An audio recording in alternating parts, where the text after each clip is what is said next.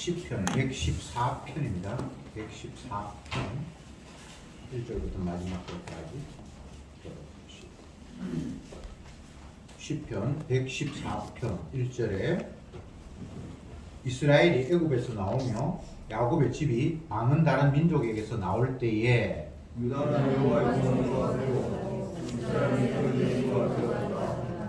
바다는 이를 보고 도망하며 요단은 물러갔으며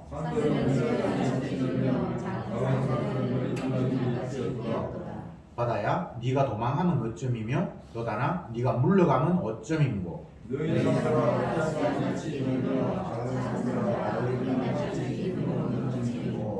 땅이여 너는 주 앞 곧 야곱의 하나님 앞에서 떨지어다.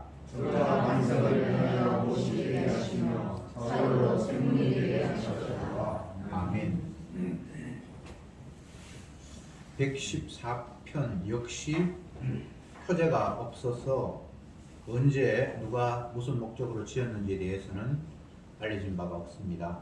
다만 내용을 통해서 추측하기를 제2 출애굽이라고 할 수 있는 바벨론으로부터 나와서 가나안 땅으로 다시 복귀하는 그 시점에 지은 시가 아닐까 이렇게 추측하는 정도입니다. 그건 추측이니까 정확한 건 아니고요. 1절에 보면 이스라엘이 애굽에서 나오며 야곱이 방은 다른 민족에게서 나올 때에 라고 말함으로 말미암아 출애굽의 상황을 찬송하고 있음을 우리는 확인할 수 있습니다.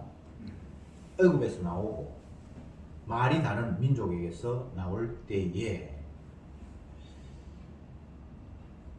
시편은 주님을 찬송하는 목적의 글입니다. 여호와 하나님을 경배하고 찬양하자라는 내용이 시편의 내용인데 애굽에서 벗어나게 하신 하나님, 방은 다른 어느 다른 민족에게서부터 끄집어내신 하나님을 찬송하자라는 이런 식의 1절에서의 내용입니다. 그러면 애굽에서 나오는 것은 왜 찬송해야 되는가? 인간적인 관점에서 만약 이 말씀을 이해한다면 애굽은 자기 나라도 아니고 거기서 종살이하고 힘들게 살았으니까 내 땅, 내 나라에 오는 게 오게 하셨으니까 그 하나님 앞에 감사해야지 라고 생각할 수 있겠지만 그렇게 돼버리면 언약의 하나님을 찬송하는 게 아닙니다. 나의 삶의 조건이 열악했는데 좋은 환경으로 바꿔 주셔서 감사한 이런 게 돼버리잖아요. 그거 오늘날 기독교인들이 하는 감사잖아요. 그거 하나님이 인정하시는 내용이 아닙니다. 예수님을 십자가에 못 박아 죽였던 유대인들은 하나님 앞에 많이 감사했습니다. 찬송도 했습니다. 서기관 바리새인들이 성전 앞에서 기도하면서 뭐라고 큰 소리로 기도합니까? 하나님, 나는 일에 2번 금식하고 하루에 3번 기도하고 11조하고 구제하게 하심을 감사합니다. 저 세리와 같이 창기와 같이 저런 죄를 짓지 않아서 하나님 앞에 감사합니다라고 감사했죠. 근데 그게 언약의 근간 감사인가요? 전혀 감사의 내용이 잘못되어 있잖아요. 절에 다니는 사람도 감사하고 알라신 섬기는 사람도 감사하고 무신론자라고 이야기하는 사람도 감사하면서 사는 사람이 참 많아요. 그러면 그 감사가 하나님이 영광을 받나요? 전혀 아니죠. 왜 이스라엘을 애굽에서 건져내신 하나님을 지금 거론하면서 그 하나님을 찬송하자고 하는가 라고 묻는다면 좋은 환경으로 바꾸셔서가 아니라 하나님이 약속하신 대로 이루셨기 때문에 이게 찬송의 내용입니다. 언약이에요. 애굽에서 벗어나서 다시 가나안 땅으로 집어넣는 것이 하나님의 약속이라고요. 아브라함에게 약속하셨잖아요. 가나안 땅을 너와 내 후손에게 주겠다. 또 야곱에게 약속하셨잖아요. 결국은 네 민족들이 430년 후에 다시 이곳으로 돌아온다. 하나님의 약속이 이루어졌기 때문에 감사한 거지 좋은 환경으로 바꾸셔서 감사한 거 아닙니다. 2절에 유다는 여호와의 성소가 되고 이스라엘은 그의 영토가 되었도다. 이것도 하나님의 약속이에요. 약속. 주님께서 그 가나안 땅을 이스라엘 백성들에게 주겠다고 말씀을 하셨어요. 유다가 여호와의 성소가 된다. 이것은 유다는 12지파의 대표죠. 그러니까 메시아가 그 지파에서 나오니까 그게 하나님이 거하시는 곳이 된다라고 이야기를 하고 있고, 또 그 땅, 그 영토가 그들에게 주어진다. 3절에 바다는 이를 보고 도망하며 요단은 물러갔으며, 이것은 출애굽 때를 떠나서 가나안 땅으로 들어가는 과정 속에서 일어났던 일들을 대표로 이야기한 겁니다. 애굽을 완전히 벗어나는 마지막 지점에서 홍해 바다를 건넜고 가나안 땅을 입성하기 전에 요단강을 건넜습니다. 그러니까 이 과정이 바다가 도망했고 강이 물러갔다 이렇게 되어 있는데, 이건 뭐 은유적인 표현이죠. 바다가 길을 냈잖아요. 그리고 요단강이 멈추어서 육지가 됐잖아요. 하나님의 언약에 따라서 바다도 강도 순종했다는 겁니다. 그러니까 하나님 앞에 자연 만물이 다 언약 이루는 하나님의 능력 앞에 순종했으니까 찬송하는 것이 마땅하지 않냐라고 시인은 이야기를 하고 있습니다. 4절에 산들은 수양같이 뛰놀며 작은 산들은 어린 양같이 뛰놀았다. 뛰놀았도다. 이렇게 얘기를 하고 있습니다. 산이 뛰놀았다. 이런 표현이 참 독특한데, 하나님께서 이스라엘 백성들을 시내산 입구로 인도하시고 모세를 시내산 위에 불러 올리셨을 때, 하나님께서 모세를 만나는 과정에서 땅이 진동하고 불이 화염이 일어나고 이런 상황이 있었죠. 그 상황을 여기에 시인은 고백하면서 산들이 뛰놀았다라고 표현을 했습니다. 바다, 강, 산 다 하나님의 그 의미하신 말씀 앞에 춤을 추듯이, 또 아니면 그 앞에 벌벌 떨듯이 복종하고 있는 모습을 시인은 표현했고, 그런 하나님 앞에 우리가 찬양하며 경배하는 것이 합당하지 않냐라고 묻고 있습니다. 5절에 바다야 네가 도망하면 어쩌미며 오다나 네가 물러가면 어쩌미고 너희 산들아 수양같이 뛰놀며 작은 산들아 어린 양같이 뛰놀면 어쩌민고. 앞의 내용을 반복하면서 이제는 의문문으로 바꿔놨습니다. 어떻게 그렇게 했지? 산아, 강아, 또 바다야 네가 어떻게 순종했지? 라고 묻고 있습니다. 어떻게 순종했을 것 같아요? 7절에 땅이여 너는 주 앞 곧 야곱의 하나님 앞에 떨지어다. 야곱의 하나님, 이스라엘 하나님, 또 다른 말로 이야기하면 언약의 하나님 앞에 순종할 수밖에 없는 것이 피조물입니다. 하나님이 명하셨는데 피조물이 그 앞에 순종하지 않을 수 없는 구도가 이 세상 구도라는 겁니다. 참 너무나 단순한 명쾌한 원리인데 사람들은 마귀에게 사로잡혀서 이 하나님의 단순한 논리를 거부하고 있어요. 자연을 인간이 변화시켜서 극복하려고 하고 있죠. 그게 인류의 문명이었습니다. 자연이 우리 말을 듣습니까? 중국은 인공강우를 내리기도 하고 돈을 엄청나게 들여서 별짓 다 하는데 쇼하는 거죠. 자연은 사람의 말을 안 듣습니다. 똑같이 피조물끼리 서로 명령한다는 것 자체가 웃기는 거고, 모든 피조물은 창조주에게 순종하도록 되어 있습니다. 산이, 강이, 또 바다가 순종했다라고 이야기합니다. 이것은 출애굽 과정에서만 있는 일이 아닙니다.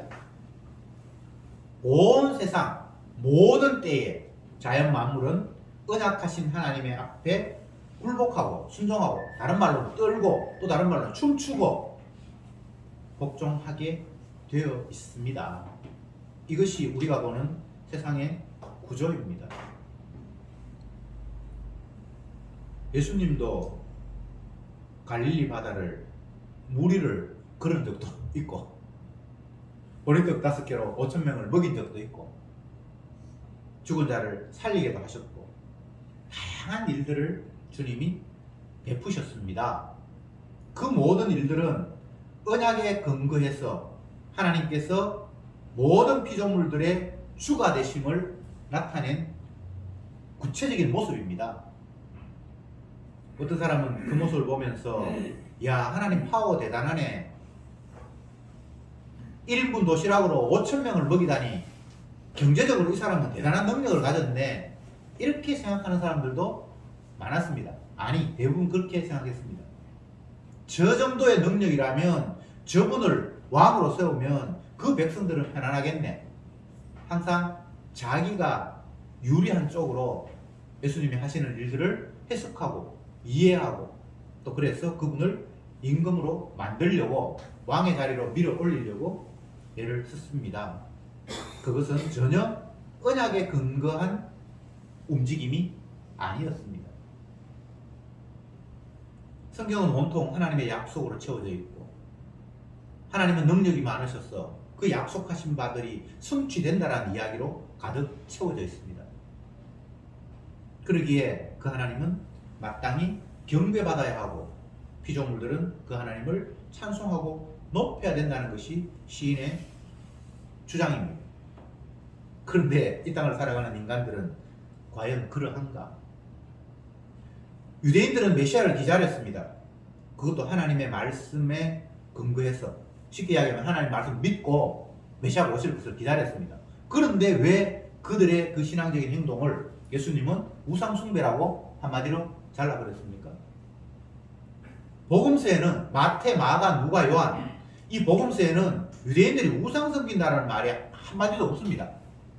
옛날 자기 조상들은 구약 때 우상을 섬겼죠. 심지어는 솔로몬 성전에 뭐 다른 신당을 같이 만들고 이렇게 했죠. 구약은 온통 이스라엘 백성들이 우상 섬기는 이야기로 가득 차 있습니다. 처음 이스라엘 백성들이 출애굽하고 난 이후에 이스라엘의 대표 모세가 시내산에 올라가서 하나님 만나고 율법을 받아왔습니다. 그 기간이 잠깐 머물러서 약 40일 정도. 그런데 그 밑에서 유대인들은 뭐 했습니까? 금송아지 만들어 놓고 이게 우리를 출애굽시킨 하나님이라고 빌었죠. 이스라엘이 출발될 그 시점부터 그 출발된 시점부터 이스라엘이 망할 때까지 계속 구약은 우상 섬겼다 그 이야기를 가득 실어 놓았습니다. 그런데 신약에 넘어오면 유대인들이 우상 섬겼다는 말이 하나도 없어요. 그런데 예수님은 그들을 우상 숭배다라고 규정을 해버렸습니다. 이거 여러분 어떻게 이해하실까요? 유대인들 우상 숭배 안 했어요. 그들은 여호와 하나님만 섬겼습니다. 율법만 따랐습니다. 그런데 율법 따르고 섬기는 그 자체를 우상 숭배라고 예수님이 규정을 해버렸습니다. 이거 정말 심각한 거 아닙니까?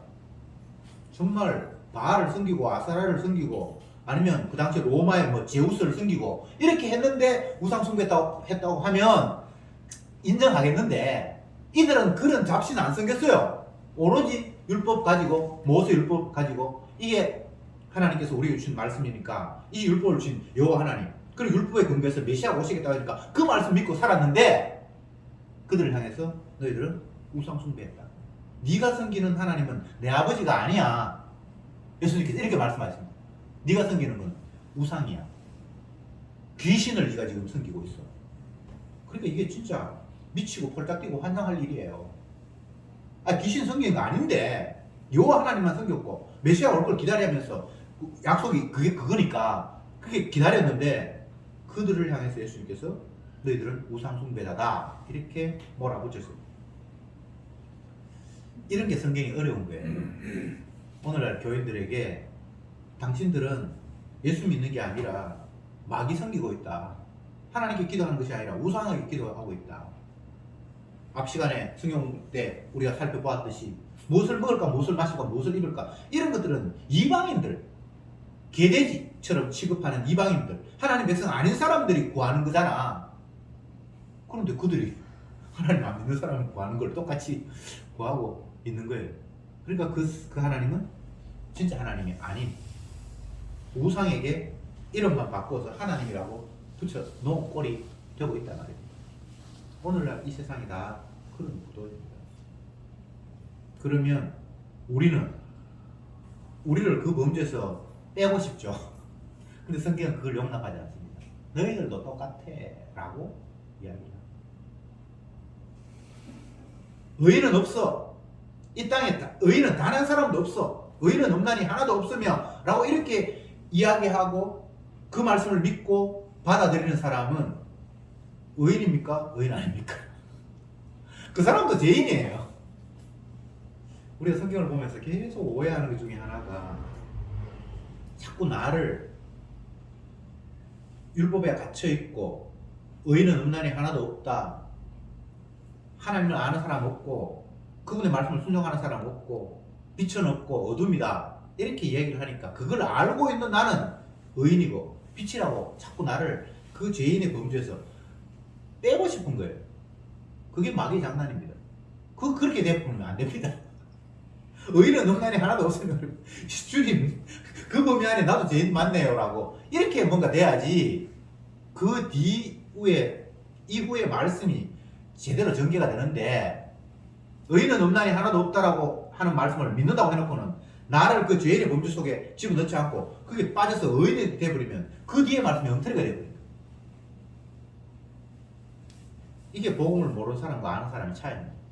그럼 또 이 이야기 듣고 그래 인정해버리자, 나 제일 맞아요 제일 맞아 이렇게 입으로 나불나불 그런 거 그거 말고 진짜 자기가 죄인인 줄 깨달을 때 그가 주님 앞에 이미 죄의 씻음 받은 자입니다. 시인이 이렇게 기뻐하고 노래하는 이유가 나는 죄인 아니에요 라고 기뻐하는 게 아니에요. 내가 똑같이 죄인입니다 라고 자기를 죄인의 범주 안에 집어넣는 겁니다. 애굽에서 건져낸다. 그 건져내는 과정에서 강도 순종하고 바다도 순종했고 땅도 요동했고 모든 피조물들이 창조주 하나님의 약속을 이루는 일에 하나가 되어서 한 덩이로 움직인다. 그게 하나님의 능력이다. 그러니 모든 피조물들은 그 능력의 하나님 앞에 찬송하자라는 게 오늘 10편의 114편의 주된 내용입니다. 이 범위를 넓히면 인류의 모든 시간, 역사가 다 하나님이 자기 백성을 애굽에서 끄집어내는 시간입니다. 지금도 마찬가지입니다. 죄악된 가운데서, 세상 가운데서, 마귀의 권세 가운데서 자기 백성을 건져내시는 일이 지금도 반복되고 있습니다. 그래서 출애굽은 어느 한 시점에 이야기로 받아들이지 않는 거예요. 스데반이 자기 백성들에게 설교하면서 나중에 돌맞이 죽는데 그 스데반의 설교의 내용이 출애굽 이야기, 하나님이 우리 사람들을 죄악된 애굽에서 건져냈다는 그 이야기를 하고 있어요. 왜 과거 이야기를 자꾸 끄집어냅니까? 구약에는 뭐 구약시대니까 출애굽 이야기 하는데 왜 신약에 출애굽 이야기를 합니까? 출애굽은 어느 한 시점의 이야기가 아니라 세상 끝날까지 계속해서 하나님은 자기 백성을 죄악된 세상에서 끄집어내고 구원하고 구출한다라는 이야기가 출애굽의 사건 속에 담겨있기 때문입니다. 탈출의 역사, 히브리스에서 구약을 표현하면서 또 아니면 다른 성경에서 이 세상을 규정하면서 성도는 나그네요, 행인이요, 외국인이다 이렇게 표현을 하고 있습니다. 요한복음에서는 예수 믿는 성도들을 안 믿는 세상 사람들이 미워하는 이유를 이렇게 표현해 놓았습니다. 너희가 세상에 속하였다면 세상이 너희를 사랑할 것이지만 너희는 세상에 있는 것 같지만 세상에서 나의 택함을 입음으로 세상이 너희를 미워한다 라고 말씀하셨습니다. 세상에 있는데 세상에 속한 자가 아니래요. 그러니까 세상 관점에서 보면 이방인이죠. 성도는 여기 속한 사람이 아니니까. 겉으로 보면 뭐 똑같은데 뭔가 달라. 생각도 다르고 추구하는 가치도 다르고 삶의 모양도 뭔가 좀 달라.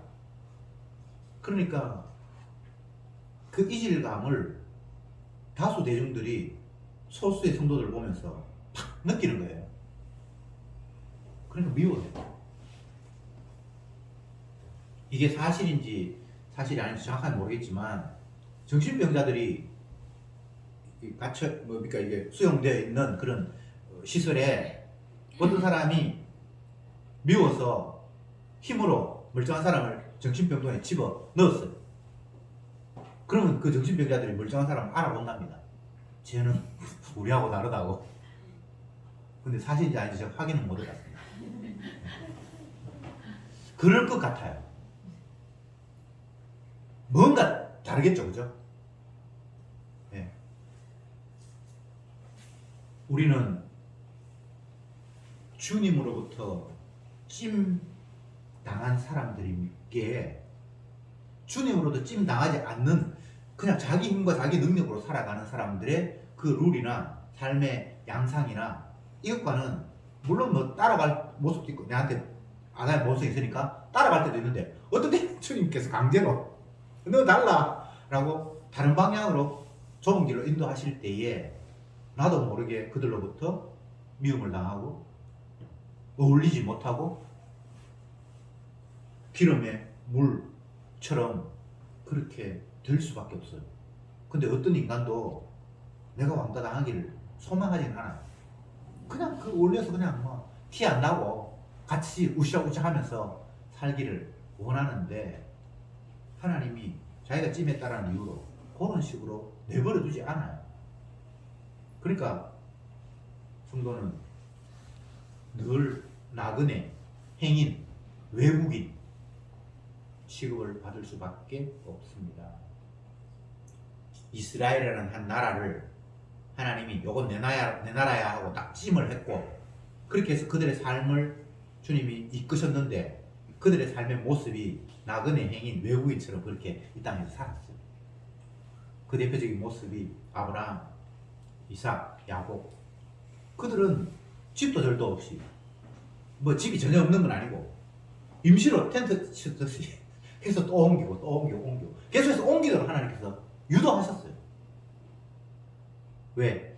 성도는 이 땅이 영원한 거처가 아니라 떠나야 할 본향이 있고 이 땅에서는 나그네처럼 살 수밖에 없다는 걸 이미 그들에게 보여주셨습니다. 여러분, 나그네인 것을 인정하십니까? 내 집이 여기가 아니라 다른 곳에 있다는 것을 느끼면서 사십니까? 그게 깨달아진다면 집착하는 것, 그것이 좀 달라질 수 있어요. 아담이기 때문에, 아담의 본성을 가지고 있기 때문에 늘 우리가 세상과 같이 동화되고 어울리고 이 땅에서 많이 모아서 안정을 추구하려고 하는 그 마음이 없을 수는 없으나 그것만 있는 것이 아니라 나의 본향은 여기가 아니지 따로 있지라는 그 마음이 공존하는 거예요. 성도는 성도 아닌 사람은 그냥 여기가 전부예요. 그거 말고는 다른 게 없어요. 그러나 성도는 두 마음이 있어요.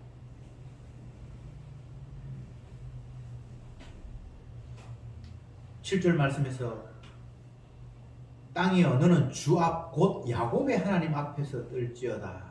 이 야곱의 하나님이라는 게 언약의 하나님이거든요. 언약하신 하나님. 그리고 야곱은 이스라엘의 다른 이름이잖아요. 이스라엘의 하나님이 이스라엘에게 약속 주신 하나님이란 말이에요.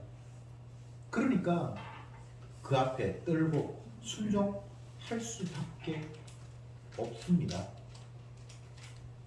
8절에 저가 반석을 변하여 못이 되게 하시며 차돌로 샘물이 되게 하셨다 이렇게 되어 있는데 이것은 뭐 반석에서 물을 내는 이야기를 다른 표현으로 차돌에서 샘물이 되게 하셨다랑 똑같은 이야기예요.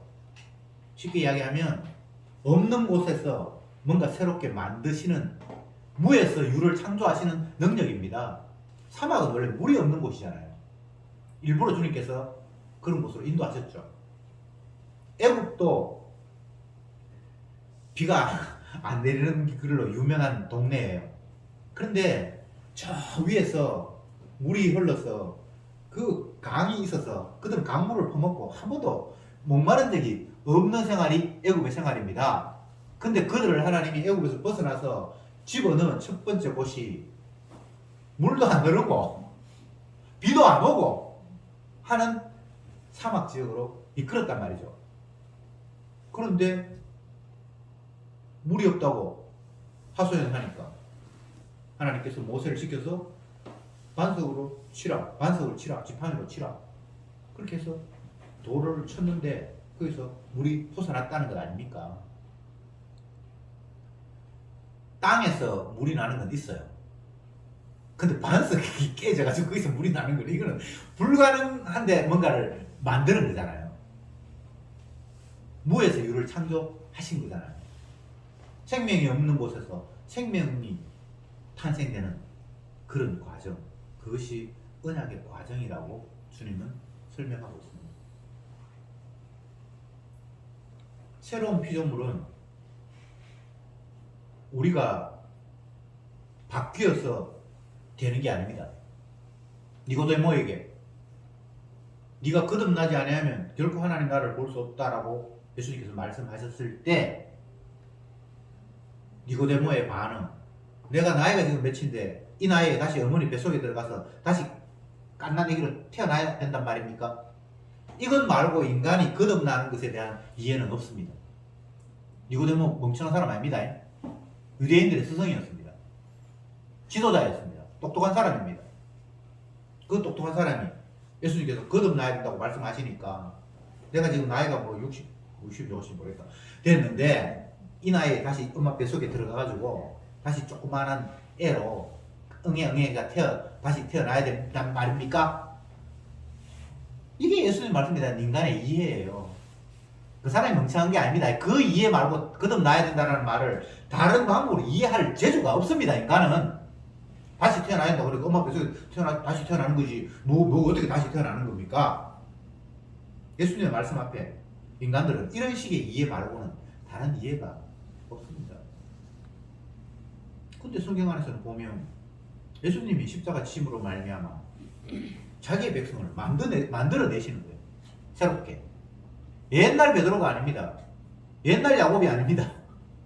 성경에 오니까 십자가 이후에 십자가 진 예수님의 영이 그에게 닥치니까 그들이 새롭게 바뀌어버렸어요. 인간이 할 일은 없습니다. 하나님께서 하십니다. 사람은 할 수 없어요. 주님이 하십니다. 반석이 변화에 못이 되고 차돌이 변화에 샘물이 됐다는 것이 이게 인간이 할 수 있는 일입니까? 없는 곳에서 있게 한다는 이건 인간이 할 수 있는 게 아닙니다.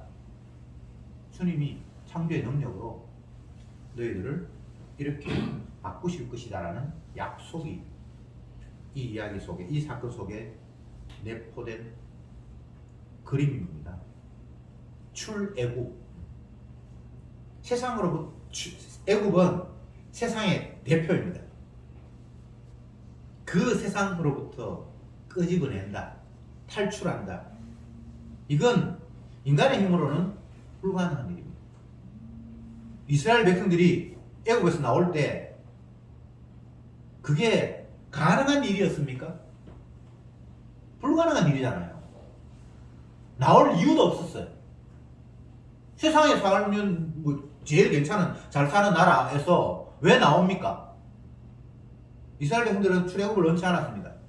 그들이 원하는 바는 애굽에서 종살이가 아니라 주인처럼 옛날 요셉이 총리 됐을 때처럼 대우받고 잘 살기를 원했지 그 세상으로부터 탈출해야 된다, 벗어나야 된다는 생각은 아무도 하지 않았습니다. 이건 하나님만의 약속이었습니다. 하나님만의 계획이었습니다. 그런데 그 하나님의 계획이 실현되는데 인간적인 입장에서 그게 가능한 일인가? 가능한 일입니까? 불가능한 일이에요. 하나님이 모세를 불러서 이스라엘 백성들을 내가 원하는 땅으로, 가나안 땅으로 인도해라.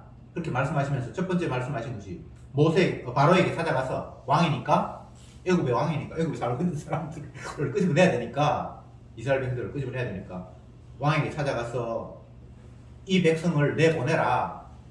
그리고 밖에 나가서 하나님 섬기도록 하나님께서 인도하셨다. 그 말을 하라고 모세를 보내는 거예요. 근데 모세가 멍청이 바보가 아니잖아요. 그 말 해가지고 바로가 아이고 어서 가십시오라고 그런데 보내주지 않을 건 뻔히 안단 말이죠. 주님 그 말 해가지고 절대 안 내보낼 텐데요. 그러니까 주님께서 그래 가서 기적도 행해라. 여호와 하나님이 이렇게 그래서 물에 뭐 지팡이 되면 물이 피가 변하고 뭐 이렇게 몇 가지 기적도 주신다고 말씀을 하셨습니다. 그리고 그걸로 또 모자라가지고 말 잘하는 형 누굽니까? 아론을 대변인으로 세웁니다. 옛날부터 대변인이 있어 높은 사람은 지금도 있는데 출애굽기 그 보고 한 것 같아요. 말을 잘 못한다 보니까 말 잘하는 형 보내줄게. 그렇게 한다 해도 바로가 그 수많은 노동력을 내 보내줄 리가 없잖아요. 계속해서 하나님의 약속은 이 세상에서 일어날 확률이 제로예요. 안 된다는 거예요. 마치 반석에서 물이 나오듯이. 반석에서 물이 안 나오잖아요. 지난주 우리 시편 본문을 봤는데 잉태 못하는 여자가 많은 자녀로부터 즐거움을 누릴 것이다. 이건 안 되는 일이잖아요. 그렇죠, 그죠? 애도 못 낳는데 많은 자녀가 더불어 어울려서 엄마가 즐길 것이다라는 말이 이거는 앞뒤가 안 맞는 말이잖아요. 이건 똑같은 거예요. 하나님의 약속이 이 세상에서 실현된다는 것은 이 땅의 관점에서는 안 되는 이야기예요. 이스라엘 백성들이 애굽 종살이 하고 있는데 거기에서 벗어난다? 이건 있을 수 없는 이야기예요. 바로가 뭐라고 이야기합니까?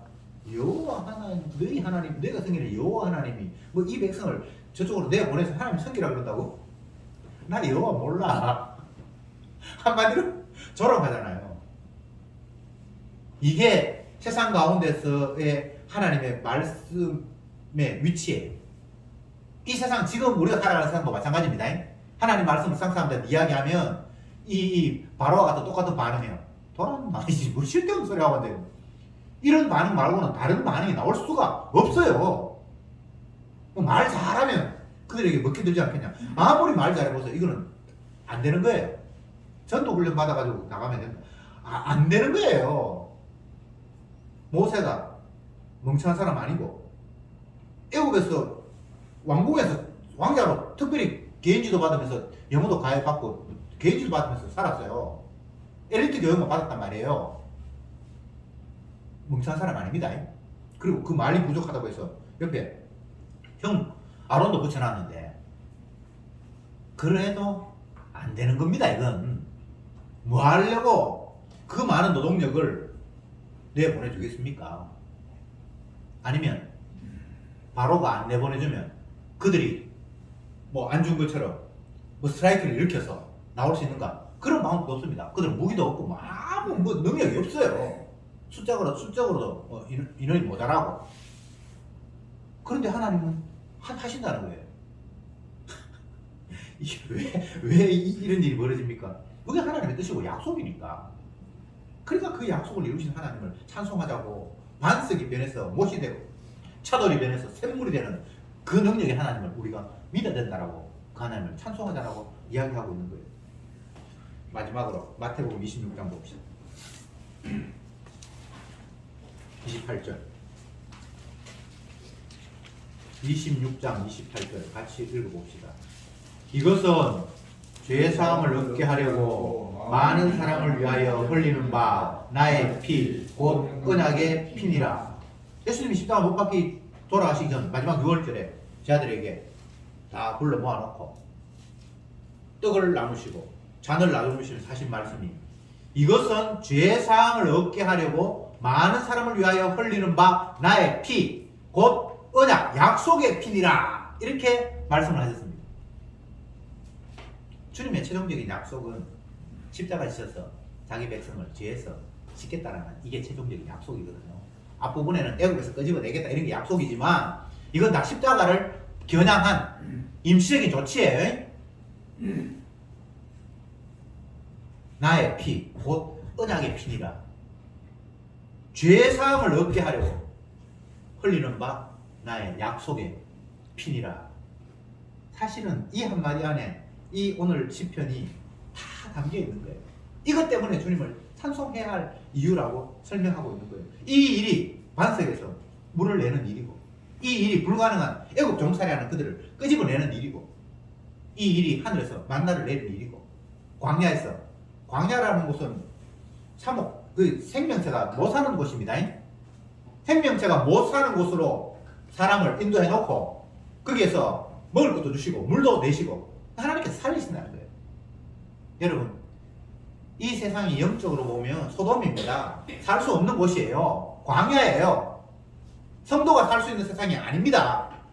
그런데 산다는 것은 주님의 살과 피가 날마다 우리에게 양식으로 투입이 될 때에 살 수 있는 거예요. 내가 노동해서 사는 게 아닙니다. 그 사는 것을 주님은 산다고 이야기하지 않습니다. 주님과 관계를 맺어서 주님으로부터 진액을 받아야, 주님과 관계되어야 그게 사는 거예요.